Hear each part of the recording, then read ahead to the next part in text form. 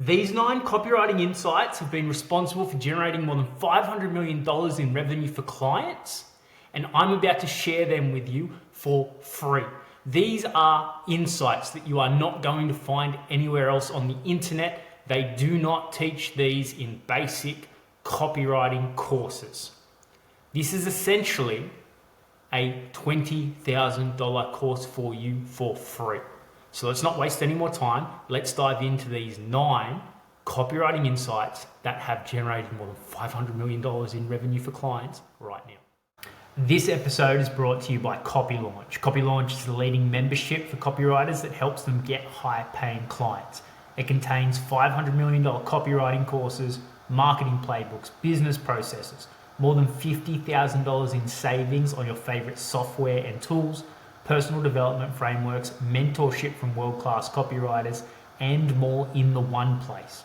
Head to copylaunch.com and save big on access with their founders deal while it lasts. What's going on, everybody? Welcome back to the Copywriter Show. My name is Nick. I'm incredibly excited to dive in to this episode today because it is essentially the first time we've touched on anything specifically copywriting related, and I'm going to open the playbook for you and share with you 9 of the advanced copywriting insights that have supported me to generate more than $500 million worth of revenue for clients over my copywriting career. So let's not waste any more time. Let's dive in right now. Okay, so the first of these is called the rule of 3. Okay? When we think about copywriting on a whole, we need to make it simple, clear, and easy for the reader to understand what it is that we're saying. We need to connect with them and resonate with them and have them both understand and feel understood. The quote here that's going to sum this up for you is that a confused mind says no every time. As soon as we lose someone in regards to they don't agree with what we're saying, or we confuse them. So we're writing at like too high of a level where we're using words that are like an 11th grade level instead of a 5. We're going to lose people. They're going to check out. And as soon as we lose their attention, it's incredibly hard to get it back. So this rule of 3 supports with that, of helping them visualize what it is that we're saying, of helping them understand and feel understood. So these are 3 questions that you ask yourself when you have your big idea.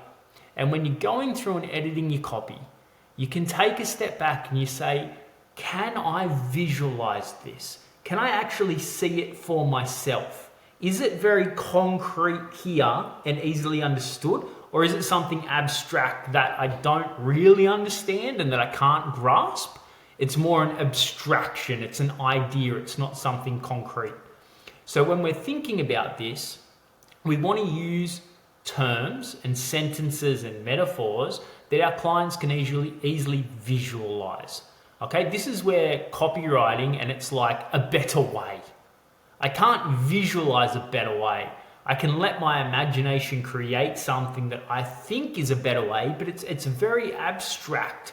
It's like a better future, revolutionizing the health and fitness industry. It's a great concept, but I can't visualize it here. I can't see it for myself. I need something that I can see in physical space and drop on my foot. The example here is going from the couch to a 5K. That is visual. I can see myself go from my couch to be able to run a 5K. Instead of revolutionizing health for people, improving people's health, all of these very abstract, broad terms, this is what we're going to help you do. So that's the first question that you ask yourself. Can I visualize this? The second is, can I falsify it? What we're looking to do here is, can I say yes or no to it? So again, we're looking to make it very concrete. Is this true or is this false? Is someone able to say yes or no? We want it to be very black and white, because then we can create tension, we can create contrast of saying, well, it's not this, it's this instead. Or we can meet someone with something that's false, get their attention, and then transfer it into something that's true and take them on that journey that we need to in order to get them to understand something else. So you need to say, can I falsify this? Yes, I can. Excellent. The third is, can nobody else say this? If our answer is yes to that, nobody else can say this, then we've got a winner. Because what we want to do is we want to answer yes to these three questions. Can I visualize this? Yes. Can I falsify this? Yes. Can nobody else say this? Nobody else can say this. I have a banger here right now. The hardest one is that third one, because other people are going to say specific things. They can, around your benefit, around your offer, around your promise. So it's where you want to work the wording or use specific results and specific proof, or a unique selling proposition, or potentially a unique key feature. And you want to highlight that to be like, nobody else can say this. The example here is New Balance. Nobody else could write that ad saying worn by supermodels in London and dads in Ohio, because supermodels in London don't wear Reebok, they don't wear Adidas, they don't wear Nikes. And dads in Ohio don't wear those shoes either. So nobody else could say that, which is why it was so great. We could visualize a supermodel in London wearing the New Balance, and we could visualize a dad in Ohio at a backyard barbecue wearing a New Balance. We can falsify it and nobody else could say it. So this is the first insight, this rule of three. Can I visualize it? Can I falsify it? Can nobody else say it? We want to answer yes to those three questions, or at least two of the three. With each yes, your copy becomes even more powerful, and that means it's going to convert even better. Okay? The second insight is all about positioning. So we know that essentially every product is near identical. Okay? Hinge versus Tinder, two dating apps, both do the same thing. They connect you with people who are either interested in short-term, long-term relationships. They want to meet other people. It's essentially the same product. It's the same with the Snickers bar versus the Fuse bar. Both chocolate bars, both near identical, both taste essentially the same. And the third example here is the iPod when it first came out versus all the other MP3 players. Essentially the same product, near identical. They just look different, but they do the same thing. They give you the same thing. But how they were positioned, the wrapper that was used, the messaging and the copy and the marketing is what made all the difference. 1,000 songs in your pocket versus the MP3 players, which looked to focus on the features and the benefits of those features. Hinge, the dating app designed to be deleted, versus Tinder and all of the different promotions and campaigns that they ran. And then Snickers. So, what was it? Satisfies your hunger.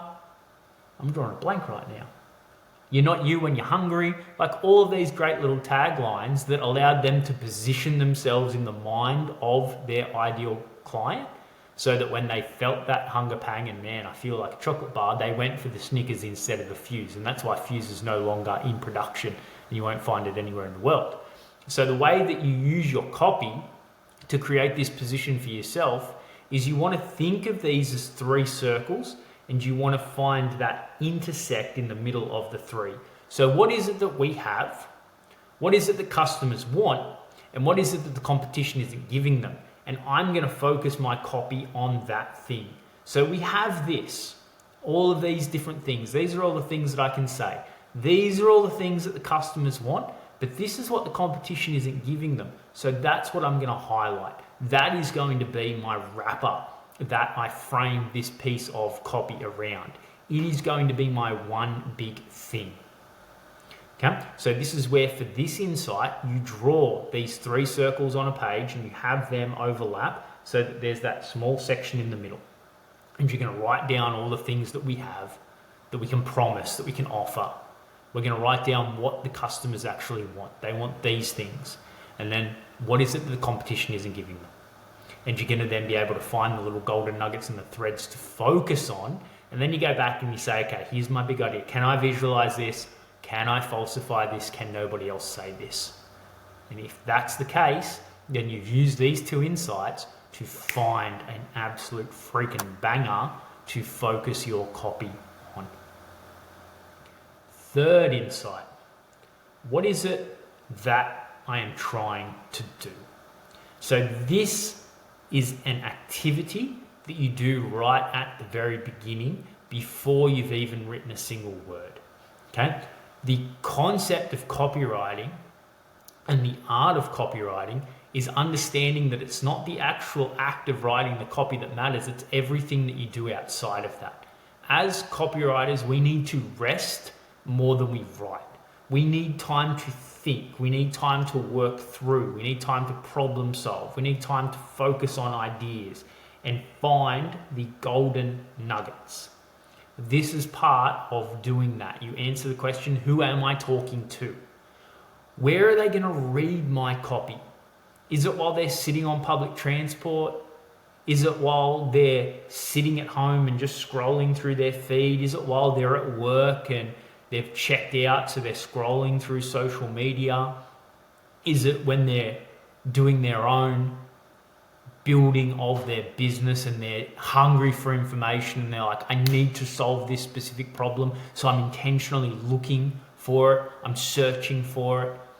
Who are you talking to, and where are they consuming your copy, and on what platform? And then what is it that I'm trying to say? What do I want them to understand? What's the one thing that I want them to take away from it? Personally, here with Copy Launch, what I'm trying to say is that the best way for copywriters to get to $120,000 a year plus every year is build a simple copywriting business. That's it. No need to freelance, no need to use Fiverr or Upwork. You can delete those freelance accounts. No need to go and spend hours creating social content, running ads, and setting up all of these complex marketing funnels. Just follow the processes and build a simple copywriting business for yourself. And when you do that and you focus on the right things, do them in the right way, in the right order, you will build a system that generates $120,000 or more a year as a copywriter. That's what I'm trying to say. Okay? Who am I talking to? I'm talking to copywriters in all of these different areas when they're on all of these different platforms and they're interested in these different things. How can I say it well? That then becomes, how can I say it in a simple manner that's clear, that's compelling for them, and is very easy to understand? So when we get to the how can I say it well, this is when we go back to our rule of 3. I'm saying this. Can I falsify it? Can I visualize it? And can nobody else say this? So you're seeing how that first insight overlaps into a lot of these different things. But when you're doing your market research and when essentially you've done it and you know who you're talking to, you can sit there and you go, okay, I'm talking to this type of person. They're going to consume this piece of copy that I'm writing right now as the landing page of a funnel. They're going to get to that funnel from an ad, and they're going to see that ad when they're on social media, either when they're at work or when they're at home. So knowing that, I'm going to write an ad for them at work, and I'm going to write an ad for them that they'd consume at home. And it's going to funnel to this landing page. So I'm talking to someone who's seen these ads and who's moved to this landing page. So they've been pre-framed this specific way. When they're on this landing page, they're either going to be at work or they're going to be at home. Okay? So I'm going to write a different headline for those two different audiences. And then I can keep the rest of the landing page the same. But that initial fold, the thing that they see before they scroll, I'm going to test 2 different ones for 2 different types of people who are essentially the same, but they're in a different quote-unquote environment. Okay? That's what we're thinking about here. And as you can see, this is the sort of depth that goes into being a top-tier, world-class copywriter. It's not just the basic concepts of here's how to write a headline, here's how to write some bullet points, here's how to capture attention. This is the in-depth shit that actually generates results. We're thinking about deeper level concepts here. So instead of going a mile wide, we're going a mile deep into what works. Okay? So who are you talking to? What are you saying? And how can you say it well? When it comes to that saying it well, go back to the rule of 3. Can I visualize this? Can I falsify this? Can nobody else say this? Okay? Insight number 4. You want to point instead of talking. What I mean by this is that people grasp concepts better when they're either in bullet points or they're in an image. Okay? This is why the meme that has been going around lately at the time of shooting this has taken off and grasped the, I guess you could say, world. This, I'm looking for a man in finance, trust fund, 6'5", blue eyes. Finance, trust fund, 6'5", blue eyes. I can visualize that. Okay?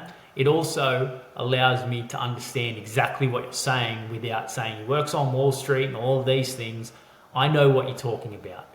It's as if you were going to try and sell me on why I should invest in Bitcoin, or why I should invest in gold, or why I should invest in stock market. Instead of talking and using all of these different bullet points and trying to influence me and persuade me and say this, and this, just point to a goddamn chart that shows where it was 20 years ago and where it is now. And that is going to sum it up for me as to why I should do it. So when we point instead of talking, we want to use images. We want to use graphs. We want to point to Warren Buffett. Okay? Why should I invest in the stock? Warren Buffett. Okay? Look at what he's been able to do. And you want to use the least amount of information possible and just highlight the specific thing, which would be in regards to stock. Money was here, it's now up here, and there was no real effort involved from you. That's what you're trying to say, but you're pointing instead of talking. Okay? Final example here is, let's say that we are friends. Okay? And you're single, and I'm trying to sell you on one of my friends for you. And instead of me saying, well, you know, he's intelligent, he has great values, you know, he's in a high-paying job, and trying to tell you and sell you on all of these things, I would point to specific behaviors that align with those things. Listens to podcasts when he drives, walks daily, prioritizes his family and friends. I'm pointing to all of these specific behaviors that you would then go, yeah, you know what? That sounds like my kind of guy. So when it comes to copy, and when it comes to selling people, you want to point. Less words, more, look at this, look at this, look at this, look at this, look at this. Okay, this isn't so much like testimonials and that. It's proof of results, or proof of the point that you're trying to get across in a visual or very easy bullet pointed way for the person to understand what it is that you're trying to say and the point that you're trying to make. So point, less talking. 5th concept. You may not have heard of this before, and if so, that's okay. Kaplan's War of Words. Essentially, it's saying that every word that isn't working for you is working against you. So what you want to do here is, how can I say the thing that I want to say in the simplest way possible with the least amount of words? So when it comes to the editing part of your process, and if you're writing copy the right way, you're going through the process where initially you just write. You get everything that you can out on paper. You write with reckless abandon, zero judgment, zero editing. I'm just going to fucking write this the way that I think it should be written and what I'm feeling right now. And then you leave it. And you go away for a couple of hours or a couple of days. And you let the subconscious mind work. And then when you come back, you edit. And you're essentially trying to kill everything that doesn't need to be there. You're removing everything that is creating friction and all of those words that aren't working for you because they're working against you. So again, you want it to be easy to understand. You want the reader to feel understood. You want it to be simple.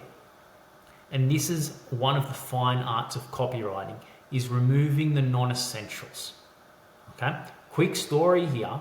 Back when I first started writing copy, I spent 4 hours at a cafe obsessing on one single word in the sentence of an ad that I was writing. It was just one word where I was looking at it. I'm like, that is a linchpin right now. And the word that I use there will change the frame of how someone is perceiving this and what they're understanding. So what I did was I sat there, and over those 4 hours, I just kept choosing a different word to put in there. And I'd sit back and I'd read it and I'd go, how does that feel? What am I visualizing when I say that? And then I realized that it didn't matter about me, it matters about the market. So what I did was I put up the ad and I used 6 different variations to see which of these is going to work best, which word right here is going to convert best. And after running the ads for 2 weeks, 2 of them highly outperformed the others. Awesome, they're the 2 that I'm going to use. And now I have data on why it was that those 2 words used, because I knew the frame that was causing for the reader, and I knew what it was forcing and causing them to visualize. So now I can go and I can expand on that, and I can create different copy around this core theme. Okay, so insight number 5, the words that aren't working for you are working against you, and they're causing friction and confusion in your reader. So remove everything that's not essential, so only what is essential remains. Simple, clear, compelling copy.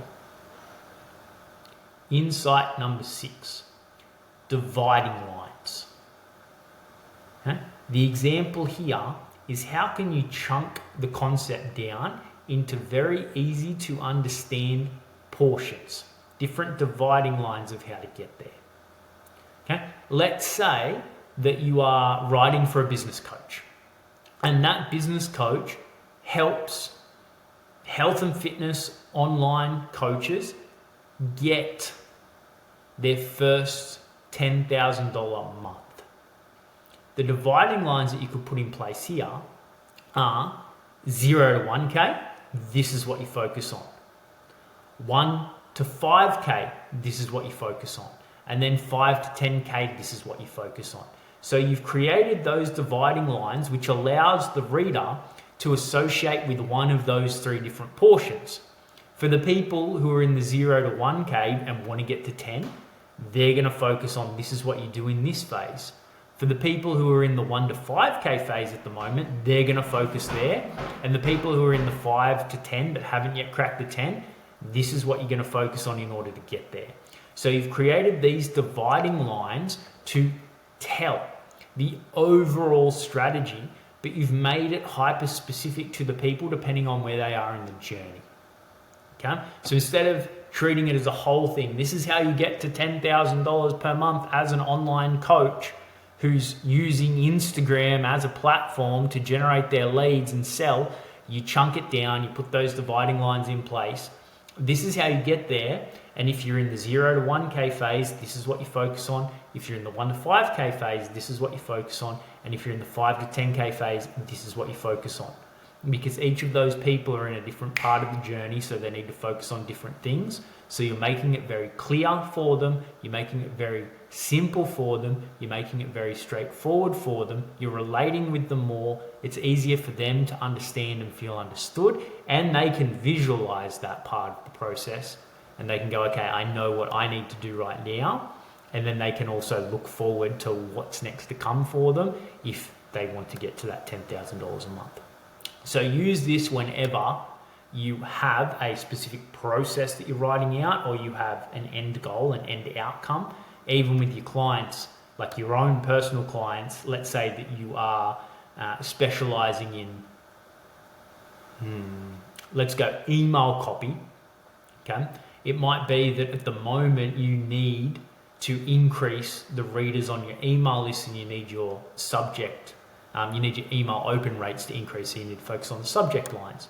So you'd put the dividing line in place there. Here's what we're going to do to increase the size of the email list. And then here's what we're going to do to increase the email open rate. There's a dividing line. Focus here or focus here. And depending on which you're focusing on first, this is what you need to specifically do in order to generate the results that it is that you want to see. So we've created that dividing line so that we can focus and be clear, simple, specific, and help people visualize it. So use dividing lines where you can. 7th insight, conflict, tension. It needs to exist because it's how the emotion is created that gets people to take action. We're emotional creatures. We don't take actions based on logic. We take actions based on emotion and we justify it rationally with logic at a later date. So how do you create conflict? Easy. You create a table. And all you do is that on one side, you write something, whatever it is that you're trying to understand or comprehend, whatever the message is that you're trying to get across. And then on the other side, you just write the opposite of it. So it could be as simple as going light. Well, over here, the conflict is dark. On this side, it could be simple. On this side, it's going to be complex. Here, it's going to be easy. Okay, here, it's going to be hard. Okay, so you're just creating conflict by looking at the two different sides of the story. Okay, this is what I'm trying to say. Here's the conflict of what happens on the other side of it. This side over here could be early in the journey. Okay, and the other side, the antithesis of it, the opposite of it, is later in the journey. Okay, so when you're looking for concepts to really focus on and you're trying to create conflict, you're trying to create that tension, just come through and look for the opposites. Okay, what is it that I want to say, and now how can I use the opposite of it to help strengthen this side, because I'm going to show them what it's not so that they can easily see what it is. The 8th insight, the different stages of awareness. I have a book right here, Breakthrough Advertising by Eugene M. Schwartz. It's from Bottom Line Books. If you go and look for this book, I'm going to do a quick search right now, because the last time I looked, it was like thousands of dollars to get it. Breakthrough Advertising, Eugene Schwartz. Amazon. $600, and that'll be USD. What else have we got? Oh, let me bring this back.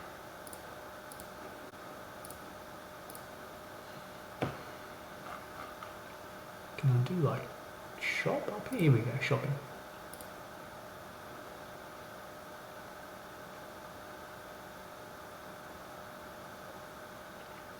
Yeah, so these are field guides. You don't want the field guides.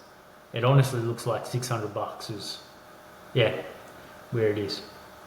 That's nuts. But the reason for that is because this concept that it teaches, these 5 stages of awareness, are worth hundreds of thousands, if not millions of dollars. So essentially what they're saying is that your readers are always in one of 5 different stages of awareness. They're either most aware, which means they're ready to buy right now, and all you need to do is hit them with an offer, hit them with price, hit them with a deal, hit them with a discount. Just show them something that they find valuable in order to get them to act. You then have product aware, which is they're aware of your product, but they're not yet ready to buy. You then have solution aware, which is I know I have a problem and I know that all of these different solutions exist, but I don't know which one's right for me. I haven't made a choice yet. I'm not aware of all of the different products and what they can do for me. Then you have problem aware, which is I'm aware I have a problem, but are there any solutions out there for me? Like, how can I solve this problem? Because I want to, but I don't know of how I can go about it yet.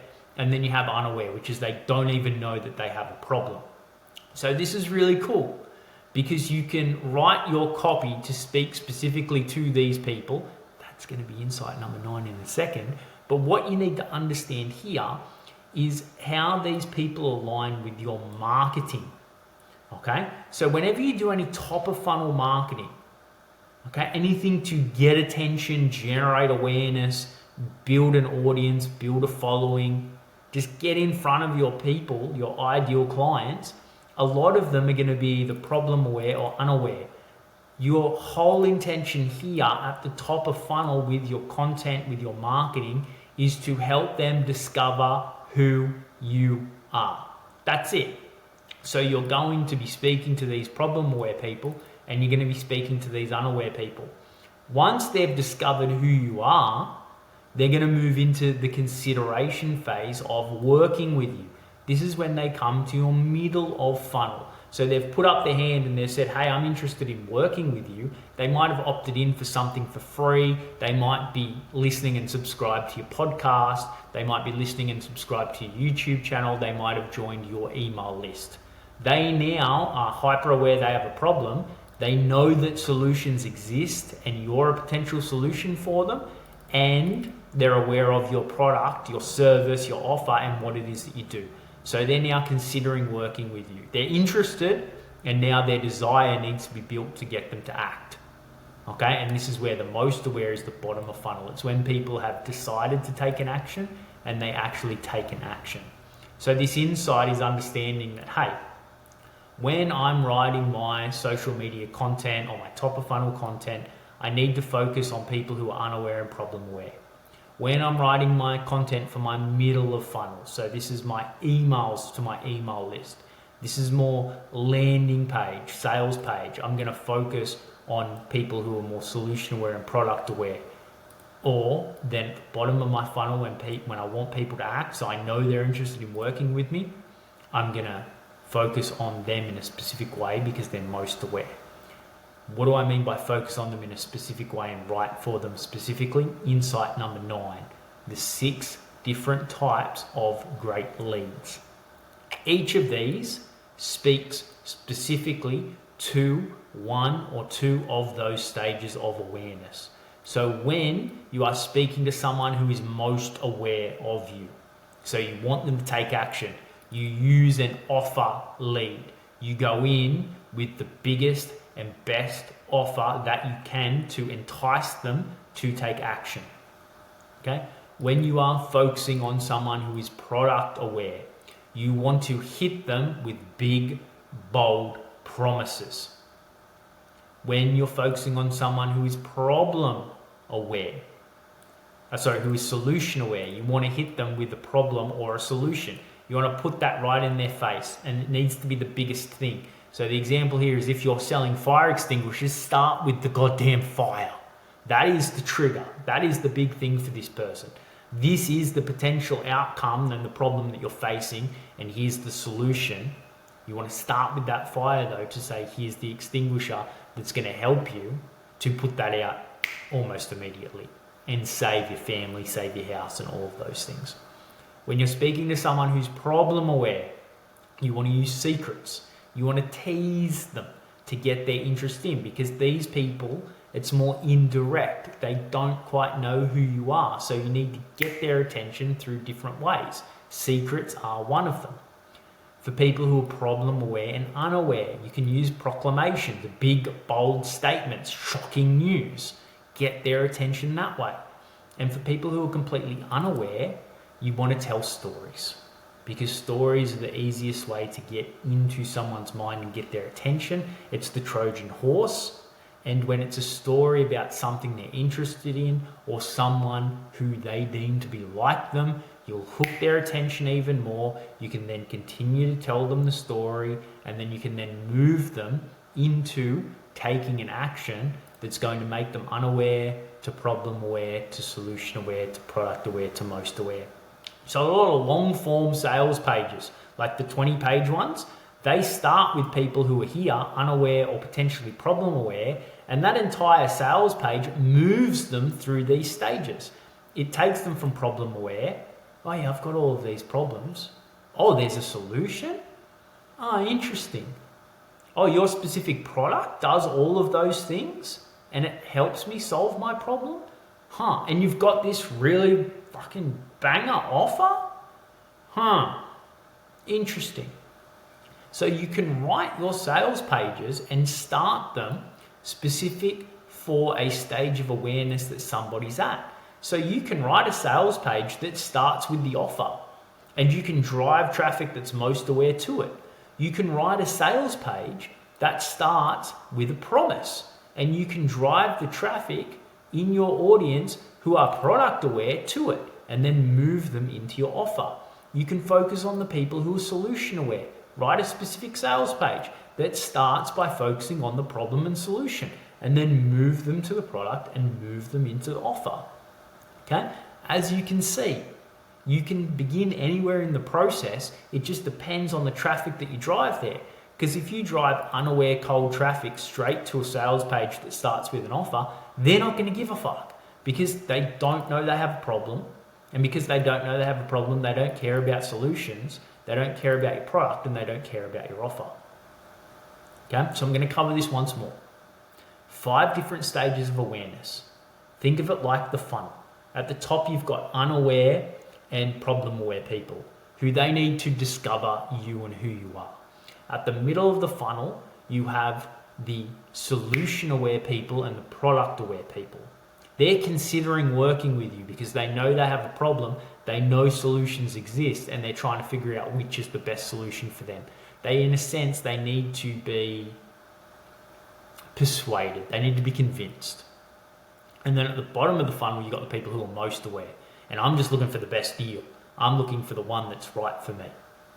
So you can create your marketing and you can write your copy specific for that type of person to move them to the next one. You don't have to move them the entirety of the way inside of a sales page or inside of a piece of copy. You can just move them to the next stage. Okay? And then you understand where they are and you move them to the next stage with another piece of copy. This is where a marketing system comes in. This is why Copy Launch is so powerful, because it is an automated marketing engine that does it all for you. It's all set up. All the funnels are there, done for you, all the automation, all the tagging, so you can segment different people. And when they take an action, you go, oh, this person's gone from unaware, they're now problem aware. So now I'm going to drive them to all of this that I've created that's going to move them into being solution aware. And now they're there, they're going to see all of this, which is going to then move them into being product aware. And now that they're product aware, I'm going to understand that. So I'm going to show them only all of this stuff, which is then going to move them into being most aware. And that's where I can then go and sell them. Very systematized, very structured to the stages of awareness that people are at. So you can be very specific to the message that they see, make it for them, make it for the stage that they're at psychologically, and then easily move them into the next stage. Super simple when you think about it. However, how you go about doing it is where a little bit of the complexity and the sophistication comes in. Okay, so they're the 9 $500 million copywriting insights. I love to provide value, so we have a couple of bonuses. Let's dive into them before we go back and we rehash. So we have 2. The first is the rule of 1. Okay, we've talked a lot about how we want our copy to be simple so that people can understand it, feel understood, there's no confusion, and they can visualize it. This here is what you work through in order to do that. You want to have one big idea. I only want this piece of copy to focus on one thing, okay? Because otherwise it's going to read like word salad. The reader is going to be thinking about all of these different things, and I'm introducing new topics halfway down the page, and it's just really, really complex. So one big idea that elicits one core emotion, that tells one convincing story and highlights one desirable benefit and gives them one very clear, very simple, very direct call to action. One big idea elicits one core emotion, told by one compelling story, highlights one desirable benefit, and tells them one call to action to make. That's it. The rule and the power of 1. So when you think you have your big idea. Can I falsify it? Can nobody else say this? Can I visualize this? Yes, I can. Awesome. What emotion do I want to elicit that's going to get my reader into the state that I want them to be in? Do I want them to feel frustrated? Do I want them to feel ambitious? And do I want them to feel like that they can achieve anything? What's the emotion that I want? That emotion needs to be an aroused emotion. So it just means that it needs to be like at a polar end, because people aren't going to take action when they're happy or they're content or when they're downright angry or they're scared and super fearful.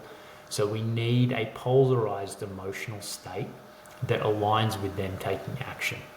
Now, what's the story that I can tell that they're interested in and they're going to connect to because it's somebody like them? What's the benefit, the big benefit, the most desirable benefit that I'm going to highlight and focus on because it's the one that they want? And then what's the one call to action that I'm going to give them?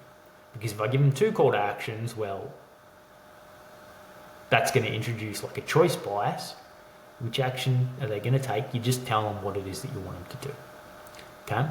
So that is the first bonus $500 million copywriting insight, the rule of one. One big idea, one core emotion, one compelling story, one desirable benefit, one specific direct call to action. Okay?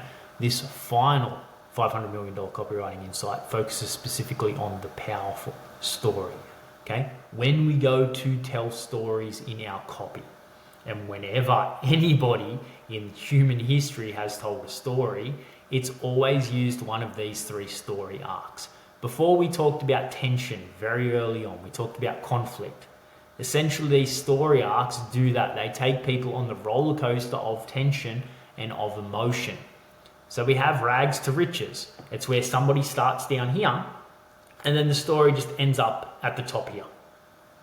Okay? We then have the boy meets girl, where we start down here, we come up a bit, we come down a bit, and then we finish back up. Okay? It's the tension. Like they meet, they come up, they're having a great time together, then the family doesn't approve and they break up because it's too much tension, like Romeo and Juliet.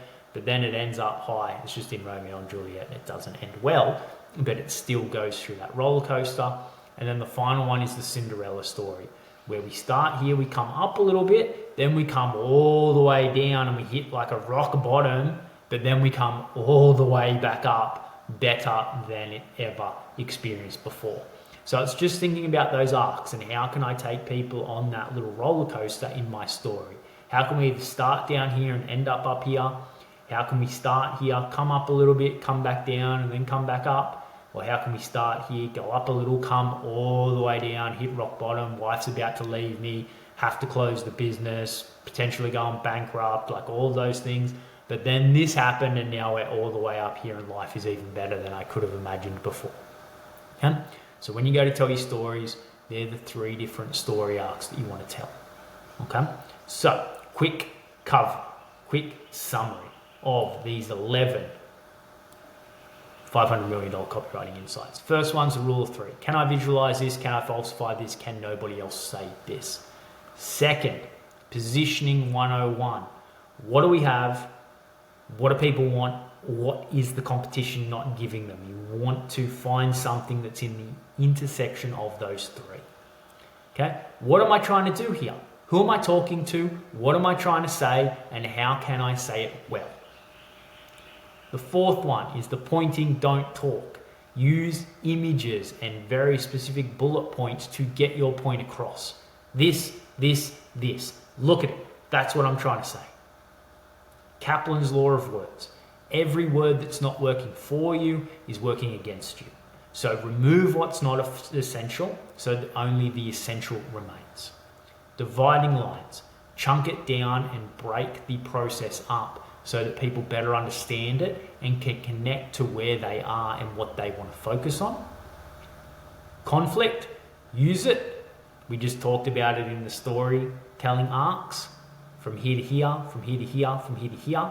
You're creating the contrast so that people can see what it's not versus what it is, or what they don't want versus what they do want, who it's not for versus who it is for. Okay, you then have the stages of awareness: unaware, problem aware, solution aware, product aware, most aware, how they align to different aspects of your marketing funnel or your client's marketing funnel, and the different phase that they're in regards to discovering you or your client, considering working with you or your client, or taking action with working with you or your client. We have the different leads that speak to those different stages of awareness. So if your client wants more people to discover them, you're going to use stories, proclamations, or secrets.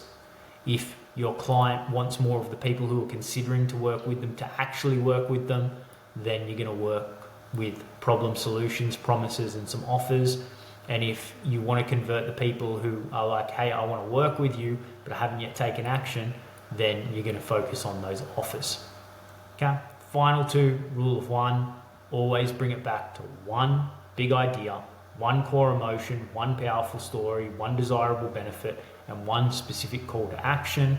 And when you tell your stories, use a storytelling arc: rags to riches, boy meets girl, or Cinderella, big, powerful movement.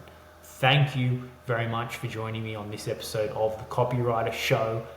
I thoroughly enjoy being able to take you through some of the more expert, lesser known copywriting insights and principles that they're not going to teach you in basic copywriting courses. If you enjoyed this episode and you found it valuable, please like the video, like the episode, subscribe to the Copywriter Show. As always, I'm incredibly grateful for you being here with me and being here with us. We will see you back here on the next episode.